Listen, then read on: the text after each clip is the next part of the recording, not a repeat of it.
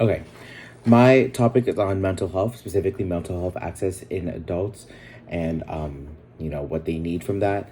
For me, mental health is something a very big issue. My partner has bipolar disorder as well as ADHD. So this topic holds a lot to me, as well as somebody who is most likely undiagnosed with mental health issues.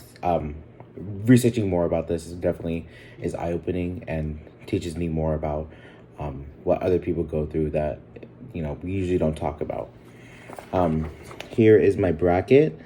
The first round was between the 2020 National Survey on Drug Use and Health by the SAMHSA. And then the second one was an article about how autistic adults experiences of support and treatment for mental health is difficult, and as well as their self-injury and rate of suicide. The between the two sources, I think that the national survey wins in tracking the source, as it is a survey that they conducted themselves, as well as being the most current, even though it is a 2020 statistic. I think that really is important compared to other surveys, because the 2020 statistic covers the pandemic, and because of the pandemic and other such factors, mental health did increase, or at least was talked about more frequently because of that. The article on autistic adults was an article discussing the mental health assistance for autistic adults, which was noticeable from the beginning. So it was easy to track its claims.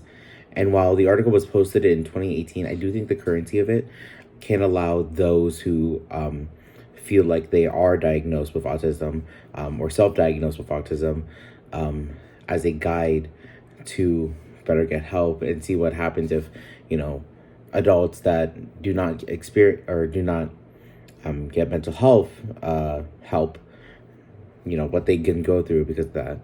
Overall, I do think that the national survey wins between these two. However, I do think that both of them are credible and well researched. Moving on, in the next slide is the U.S. Healthcare reform and enduring barriers to mental health care among low-income adults, as well as addressing mental illness requires a workplace policy. The second one being my op-ed of the eight.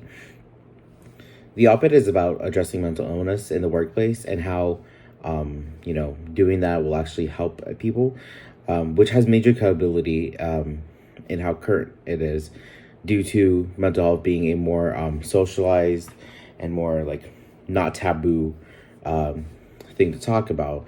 I do, however, think that because it is an op-ed, the expert that it is from pushes this its claims back a little bit because of what is happening. The other article, the mental health reform, puts out its claims in the article very briefly. However, it is there to see easily. The only other issue is that the article was published in 2021.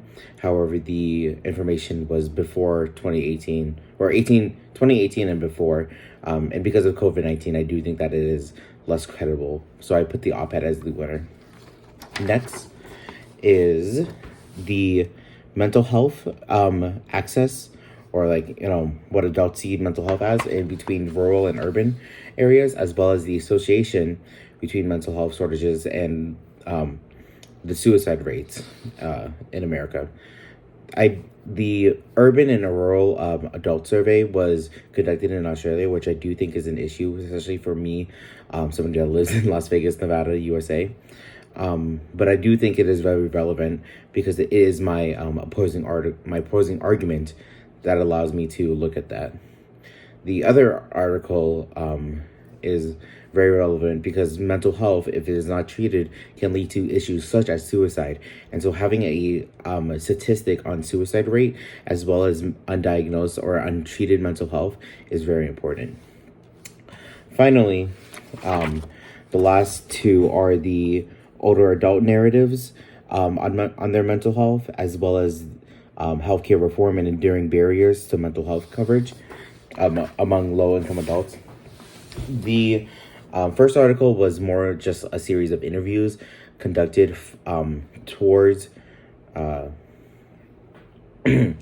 towards adults who like their issues with mental health and their experiences, while the second article allows me as the reader to see like what is being given and being accessible in low income areas. Actually, not low income areas, my bad. But regardless, having those two be against each other is very interesting because you get to see what some adults say while there's disparities in other areas such as that. However, I do think the disparities in mental health access wins out overall. Finally, in round two, so we have the 2020 National Survey as well as the Addressing Mental Illness article. And I think that the 2020 survey wins overall because it is a pure statistical analysis of what is occurring in America, and as well as it's just more like pure numbers that I can work with. For the second one, it is the mental health shortage areas and the suicide rates and disparities in access to mental health.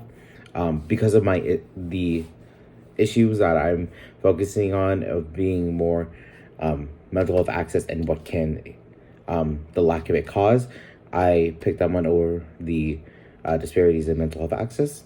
And finally, between the survey and the mental health access and suicide rates, I put the mental health access and suicide rates as the winner because it is more important and more relevant as I can have not just pure statistics, but as well as more information to work with.